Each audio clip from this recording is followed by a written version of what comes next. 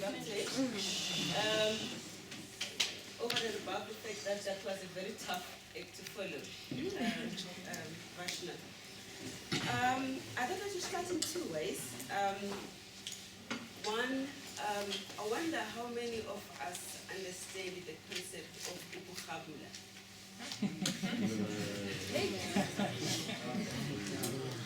Can I start here first? Who understands Ulwimi language here? Okay.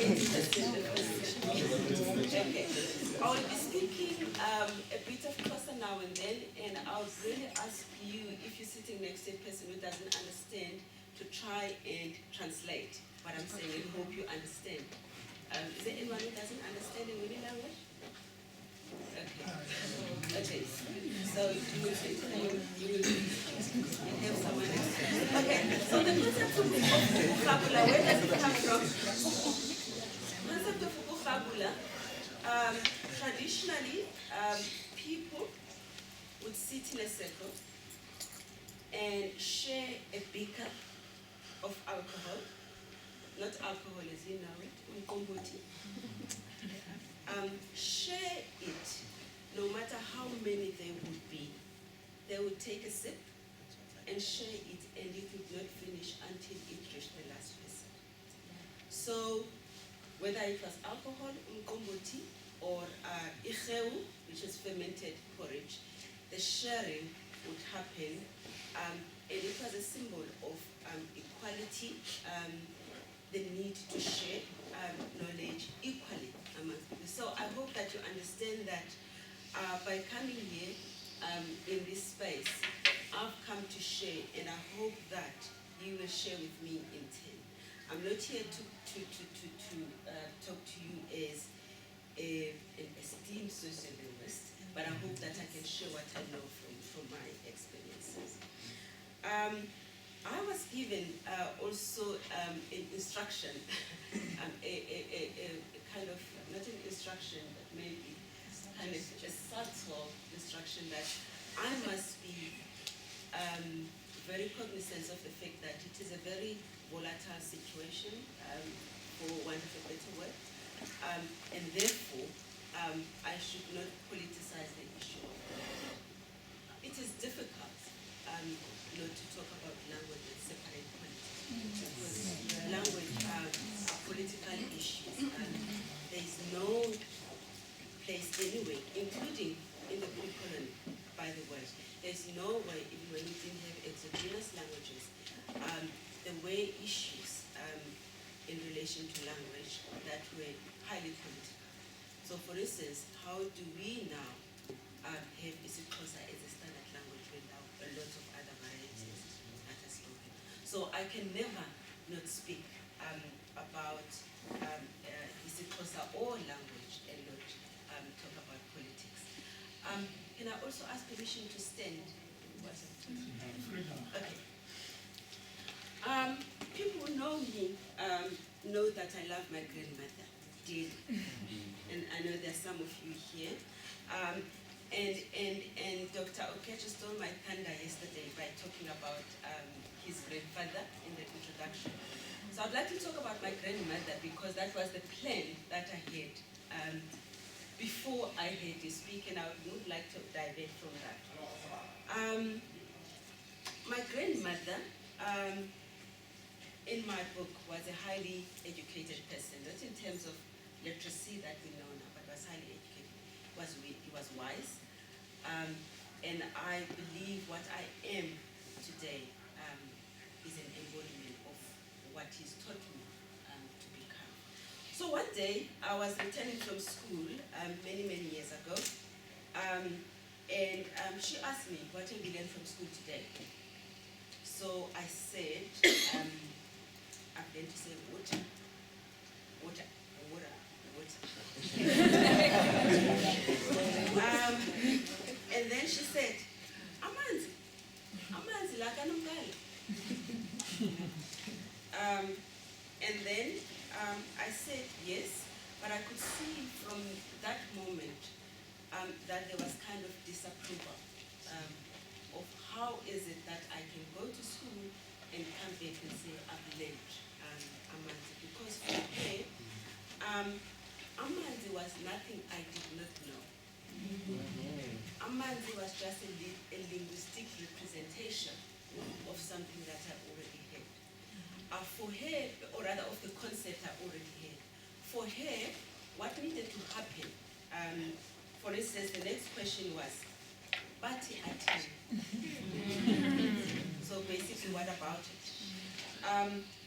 And I can deduce now, I couldn't then, as an 8, 9-year-old girl, you come home and want to share how your day was and you're excited about learning this new word.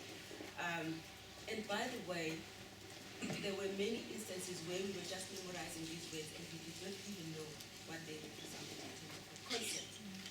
So we just would say water, jump, do this and do this, you know. So, but for her,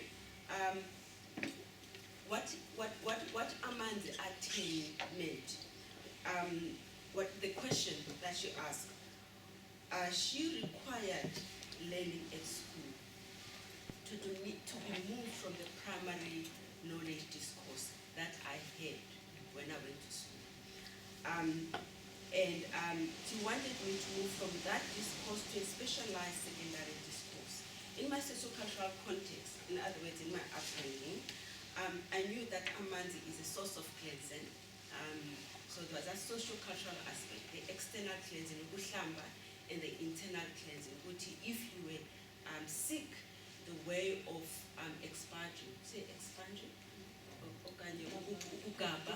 it was cleansing. Pure water, you take in water, you fill up your tummy, and then you regurgitate. So it was source of cleansing. And as she said, but amanzi lakanokala, also water, in a sense, is a habitat for some creatures. So if you talk about amphibians, you talk about, so for her, that knowledge I knew, and by going to school and learning about water, that needed to be extended beyond my worldview. And in a way, therefore, schooling needed to be a built, or rather a development of the primary discourse I know, or I had, that I went to school with, aiding a secondary discourse that would enable me to acquire new knowledge, make sense of this new knowledge in the context of what I've already known.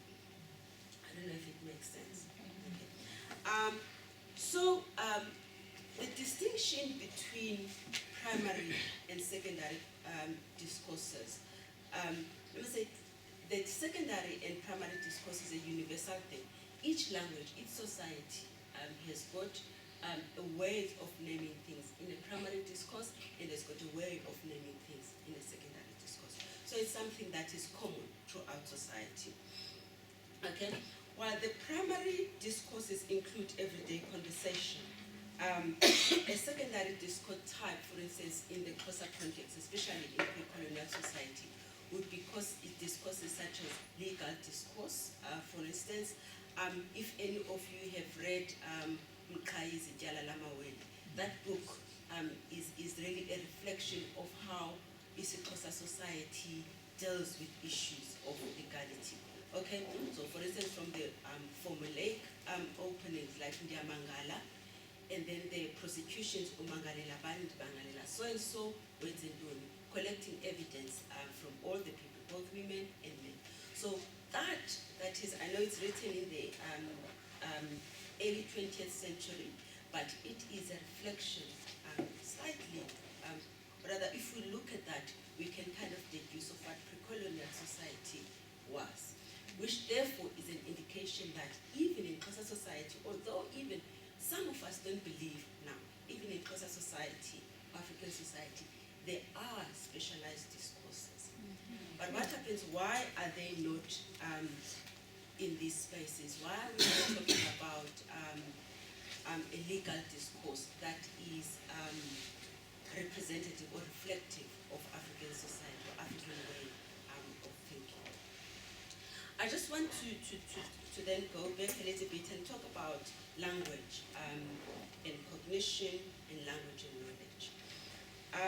What makes us unique is people, I don't like to use the word human, But what makes us unique as Abantu is our ability to think, to engage with knowledge, to process information, to reason, to remember both the past and the present, to make sense of the future. I think that's our unique ability.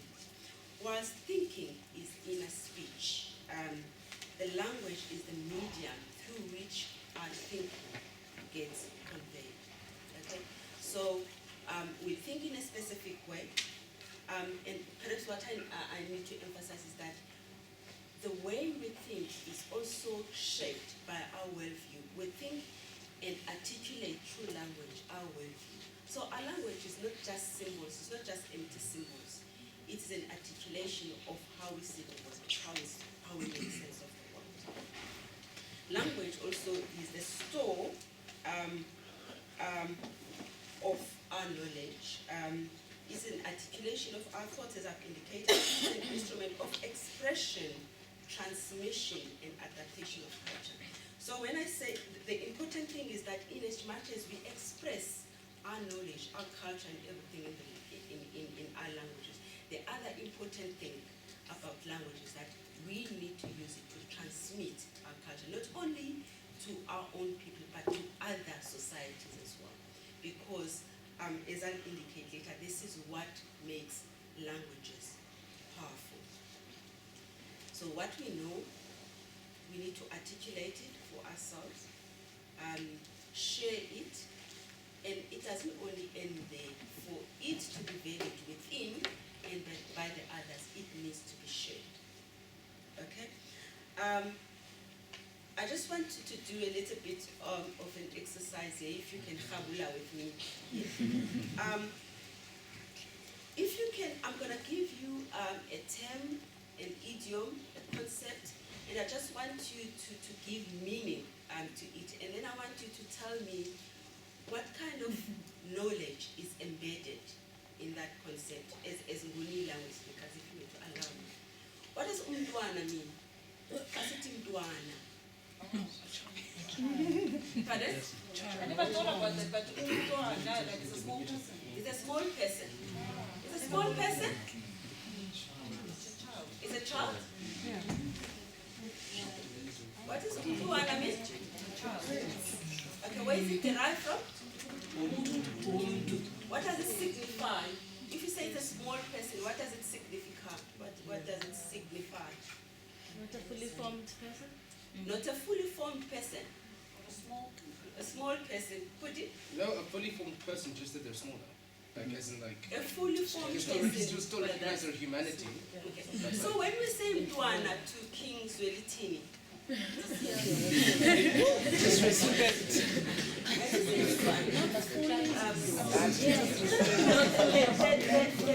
narrative that is happening here is a narrative perpetuated that was written by early people to write the grammar of the language, that Anna is diminutive form. Okay. I would like to add something that we've got to think about, that Anna is a term of endearment. Okay. So when we say umntwana, when we say to Nkosi Zwelithini, it's a fully formed person, but there's those people who are really want to appreciate him, and they say umntwana as a form of endearment. So the smallness in Xhosa society is mainly signifying the endearment to that subject that you are making it small. So it is not indicative of the fact that it is small in size or it is not well formed also. So that's the thing that we have to start to think about when we describe these things.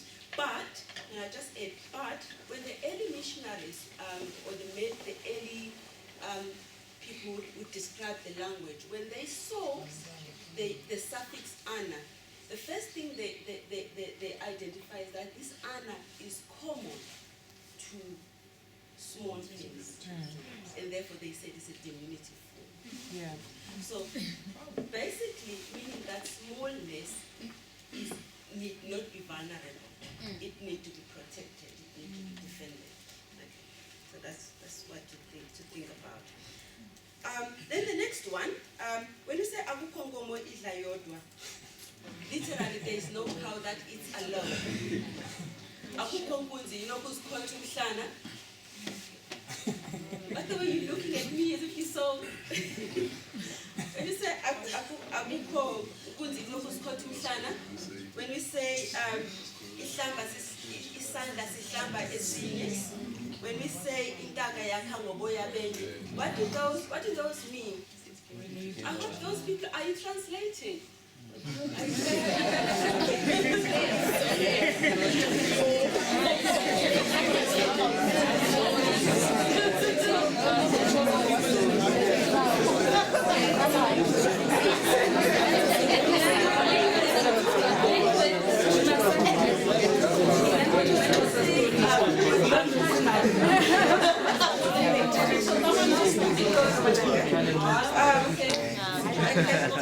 Again, I'm saying think of these metaphors and what they think of, what they say about the worldview of Amaxhosa.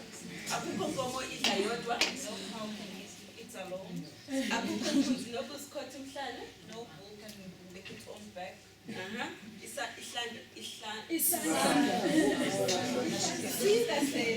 Isandla sihlamba esinye.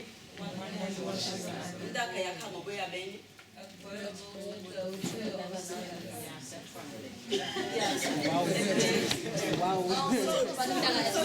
Just for a minute, what kind of knowledge is embedded in these about Xhosa society? Yes, The knowledge of Ubuntu. Adam? Ubuntu, ma'am. Ubuntu? That we work together. Ubuntu, okay. Ubuntu, There's an understanding of codependence. codependence, Yeah, I was just going to say communitarianism. Just communitarianism. like setting rules for how people ought to engage with others in society. How to engage, that you cannot exactly basically. Okay? So, but again, another important thing, can you think of the linguistic aspect of this thing? Because you say, inkomo, yakha ngoboya benye, akukho nkunzi, inokuzikhotha umhlana. That's those two. inkomo okanye intaka. So, intaka yakha ngoboya benye, akukho nkunzi, inokuzikhotha umhlana. What I want, the kind of livestock is economic reservoir, Yamaxhosa. Okay, also, that livestock and land to some extent, not to some extent, actually equally in the pre-colonial times. So therefore, it was important, or rather, it would emerge in the way metaphors, idioms, and so forth emerge, that importance would be reflected. So therefore, when we look at language and how things are named, we should think about what is a society's attitude towards that which is named. Make sense? What about ukuza kukanxele?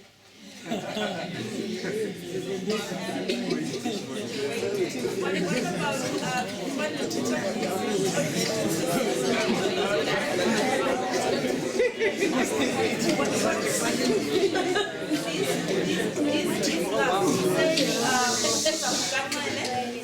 the coming of Nxele, izinto azintakaneka, things are not as the same as intakaneka, okay?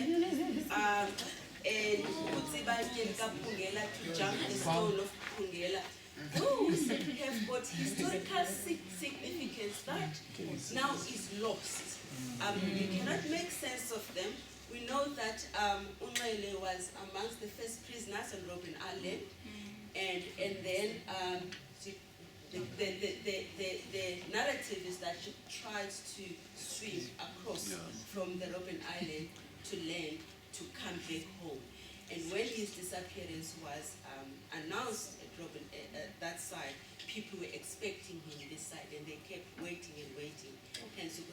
So there's history embedded there as well. Same as in those African, as in We know Nika was the chief, and then the name of the son of Nika was Matwa. Matwa means same, similar. And therefore, as a way of avoiding the name of the chief, the name of the son of the chief, we say, when we say things are not the same in Xhosa, we don't say izinto azimatwa, which is the same. So we say izinto azindakaneka.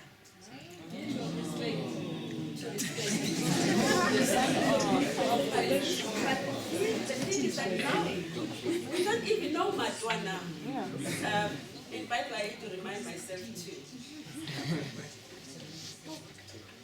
What does it tell us about this? That we've got this wealth of knowledge in our language, but it's getting lost.